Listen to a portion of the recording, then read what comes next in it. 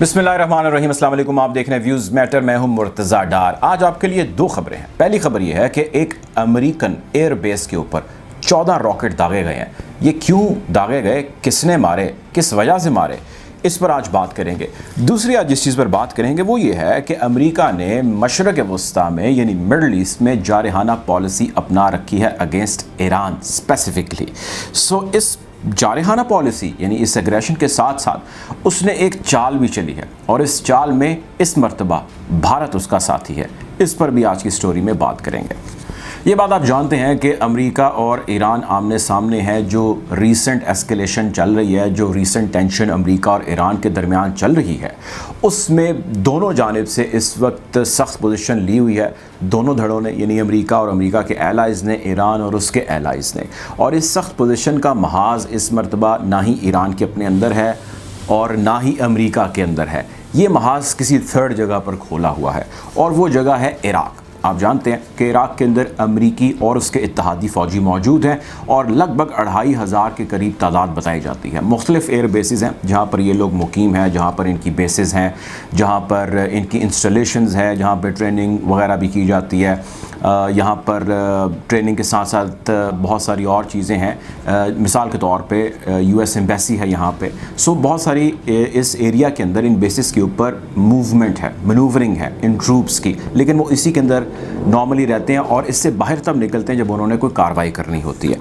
अब ये air bases में 3 बड़ी बेसिस हैं, लेकिन उनमें से जो नंबर 1 है अल असद बेस।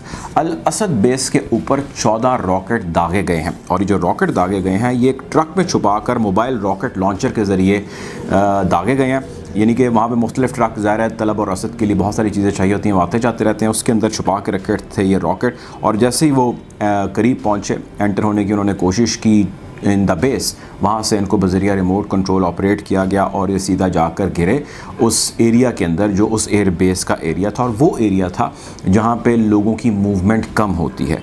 अब ये जो रॉकेट दागे जा रहे हैं इस साल यानी 2021 में गालिबन ये 50वां हमला है जो अमेरिकन एयर बेस के ऊपर हुआ है और रिसेंटली इनकी तादाद बहुत तेज़ी से आगे बढ़ रही है। आप ये भी बात जानते हैं कि अब से कुछ रोज़ कबल तक अमेरिका ये चाह रहा था कि ईरान को वो जौहरी मुआहदे के अंदर वापस ले आए जो 2018 में तोड़ा गया था, लेकिन अमेरिका को इज़राइल ने राम कर लिया, उसको बना लिया और वो इसके अंदर नहीं आया।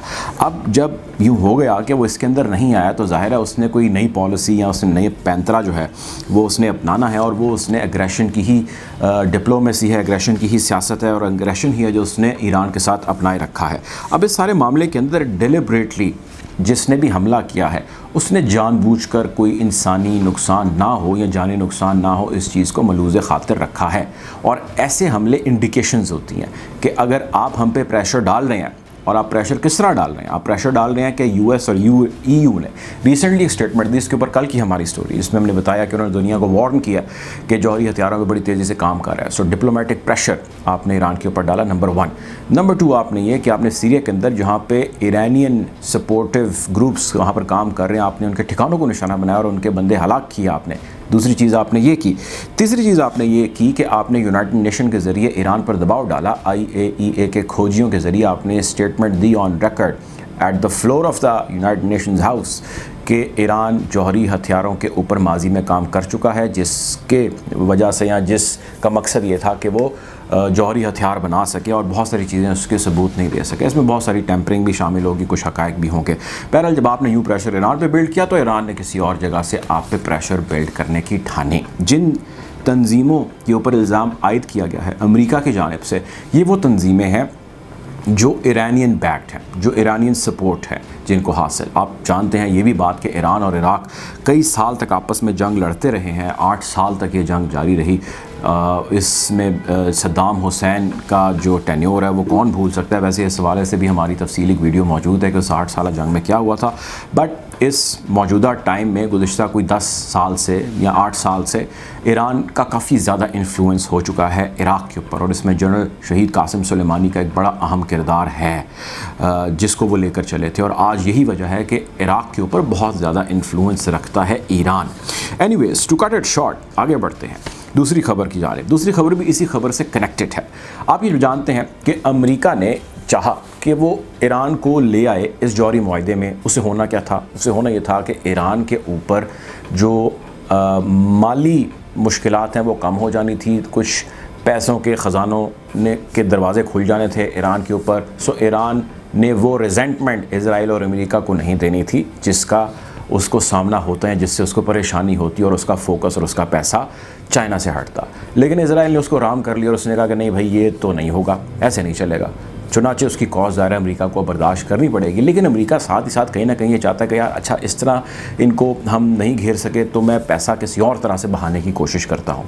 उसके लिए अमेरिका ने नई चाल चली है और वो चाल ये है कि इसमें अमेरिका का पुराना इत्तेहादी, उसका बगल बच्चा भारत, वो शामिल किया गया है। भारत के फॉरेन मिनिस्टर को हंगामी दौरे पर भेजा गया ईरान में। फॉरेन मिनिस्टर ऑफ इंडिया पहुंचे हैं ईरान, तेहरान में, और उनकी मुलाकात हुई है प्रेसिडेंट ऑफ ईरान इब्राहिम राइसी साहब के साथ। और उन्होंने आके बड़े जिस तरह अच्छे तरीके से उन्हें उनको वेलकम कहा है और कहा है कि जी आप आए हैं तो बाहर आ गई, आपके आने की क्या बात है, आपकी क्या बात है, आपकी क्या बात है। ये राग उन्होंने वहाँ जाके हलापा और साथ ही साथ इस वादे और वईद के साथ वहाँ से रुखसत हुए कि आप तो जानते हैं कि भारत के और ईरान के पुराने ताल्लुकात हैं, तो आपसे पहले जो रूहानी साहब थे वो कुछ कन्फ्यूजन का शिकार थे या उनका झुकाव किसी और तरफ हो रहा था और वो बड़ा गलत था। तो वो नहीं होना चाहिए। होना ये चाहिए कि आप हमारे साथ उन्हीं टर्म्स से वापस आएँ जिस टर्म्स का हमने आज से कई साल पहले अयादा किया था, जिसके ऊपर हमने काम शुरू किया था। हमारी चाबहार के अंदर इन्वेस्टमेंट्स थी, हमारे आपके मुल्क के अंदर बहुत सारे प्रोजेक्ट्स हैं जिसमें हम काफ़ी पैसा फेंक भी चुके हैं और हम काफ़ी लगाना भी चाह रहे हैं। So let's get back on track. और इस मरतबा नरेंद्र मोदी का पैगाम जो मैं आपके लिए लेकर आया वो ये है कि हम आपके लिए ख़जाने खोलने जा रहे हैं पैसे के। तो आपको जो अगर सैंक्शंस या इस किस्म की पाबंदियों का सामना है तो भारत आपके साथ है। The plan behind is US के भेजे गए इस एलची, यूएस के भेजे गए इस भारतीय फॉरेन मिनिस्टर का पैगाम ईरानी हलकों तक पहुंचा है। अब ईरानी इसके ऊपर यकीनन एक गुफ्तो शनीद आपस में फरमा रहे हैं, लेकिन उनकी आंखें और कान खुले हैं। ईरानी काफ़ी इम्कान है कि इस मरतबा किसी भी ऐसे इंडियन ट्रैप में नहीं आएंगे जो ट्रैप या जो जाल बिछाया गया है अमेरिका की जानिब से। और अगर ईरान ऐसा करता है तो यकीनन ईरान को बहुत ज़्यादा चैलेंजेस हैं जिसका सामना करना पड़ेगा, जिसमें सबसे बड़ा चैलेंज तो उसको चाइना का होगा। आप जानते हैं कि चाइना और भारत की राइवलरी है और आजकल वो खासी एग्रेसिव हो चुकी हुई है और चाइना ईरान के अंदर $400 बिलियन की इन्वेस्टमेंट कर चुका है। 25 साल के मुआहदे हैं, चाइना ये नहीं होने देगा। आप जानते हैं कि पाकिस्तान और भारत की राइवलरी है और पाकिस्तान के साथ ईरान बहुत तेज़ी से मुआहदे कर रहा है और बहुत तेज़ी से आगे काम बढ़ रहा है। CPEC के अंदर मैंने एक वीडियो की कुछ दिन पहले जिसमें मैंने आपको जिक्र किया कि जल्द ही ट्रेड का आगाज़ करने लगा ईरान CPEC के ज़रिए, और मैंने आपके साथ ये जिक्र किया कि किस तरह पाकिस्तान सुपर मार्केट्स ओपन कर रहा है at the border of Iran. Taftan के करीब ये बॉर्डर के ऊपर ये मार्केट्स ओपन हो रही हैं। इसके अलावा फ्री ट्रेड एग्रीमेंट्स है, बहुत सारी चीज़ें जिस पर पाकिस्तान ईरान बहुत तेज़ी से काम कर रहे हैं। सो एक के साथ दोस्ती कर लेनी और सिर्फ इसलिए कि आपके पास पैसे का इन्फ्लक्स आ जाएगा और बहुत सारों को नाराज़ कर लेना जिनसे आपने पैसा लिया भी, पैसा दिया भी और जिनके साथ आपका फ्यूचर जुड़ा है या नत्थी है, ये यकीनी तौर पे इब्राहिम रईसी साहब के लिए बिल्कुल क्लियर कट एक चीज़ है कि हम आए, आप मिलें, बिल्कुल हमारे साथ डिप्लोमेसी भारत रखे, लेकिन there will be no back to whatever it was between India and Iran. So इस सारी स्टोरी बताने का मकसद, ये आपसे शेयर करने का मकसद ये है कि जिस तरह पुराने अदवार के अंदर एक बादशाह या एक रूलर दूसरी सल्तनत को ज़ेर करने के लिए एक वक्त में कई चालें चलता था, आज भी एग्जैक्ट उसी तरह ही होता है। एक जानिब से एग्रेशन दिखाया जाता है, उस पर रिएक्शन आता है, दूसरी जानिब से डिप्लोमेसी जो है वो दिखाई जाती है। आप जल्दी देखेंगे एक और ख़बर आएगी, उसमें तीसरी जानिब से एक और कोशिश की जाएगी।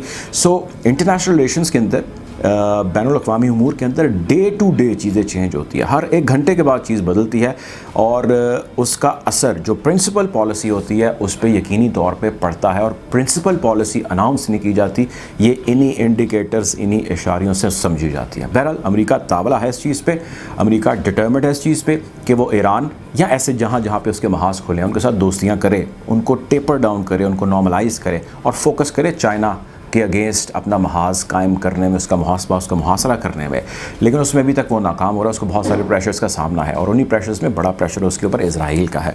बहरहाल जी, हम आपको कोशिश करेंगे सूरत हाल से मज़ीद अपडेट रखें। ईरान और उससे जुड़े बाकी नेबरिंग कंट्री से ख़बरें बहुत सारी आ रही हैं। अफ़गानिस्तान के ऊपर भी आपको अपडेट करेंगे, उसकी बदलती सूरत हाल के ऊपर, और अमरीकी अज़ाइम के ऊपर भी आपको बताएंगे, तालिबान के अज़ाइम के ऊपर भी आपको बताएंगे।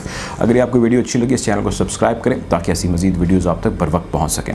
अपना ख्याल रखिएगा, दुआओं में याद रखिएगा। अल्लाह हाफ़िज़।